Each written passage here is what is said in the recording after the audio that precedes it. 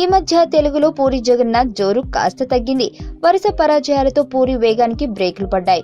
నిజం తర్వాత పూరి తెలుగు సినిమాపై క్లారిటీ రాలేదు. కొన్ని ప్రాజెక్ట్స్ ఆయన ముందుకు వచ్చినా ఇప్పటి వరకు ఒక్కటి ఫైనలైజ్ కాలేదు. వెంకటేష్ తో పూరి ఓ సినిమా చేస్తారు అన్న ప్రచారం జరిగింది. బాలకృష్ణ సినిమా కూడా చర్చల్లో ఉన్నదని అంటున్నారు. వెంకీ సినిమాపై ఇప్పటికీ ఓ క్లారిటీ రావాల్సింది. కానీ పూరి జగన్నాథ్ తన పారితోషికం తగ్గించుకోవడానికి ఒప్పుకోకపోవడంతో వెంకీ సినిమా డైలమాలో పడినట్లు చెబుతున్నారు. బాలయ్య సినిమా విషయంలోనూ తర్జన భర్జనలు జరుగుతున్నాయి. పూరి కాస్త పారితోషికంలో రిబేట్ ఇస్తే అతి తొందరలోనే ఏదో ఓ సినిమా పట్టాలెక్కిస్తే అవకాశాలొస్తాయి. ప్రస్తుతం పూరి రోగ్ సినిమా పనులు బిజీగా ఉన్నాడు. ఈ వేసవికి ఈ చిత్రాన్ని విడుదల చేస్తారు. ఆ తర్వాతే తన సినిమాపై ఓ స్పష్టత వచ్చే అవకాశాలున్నాయి.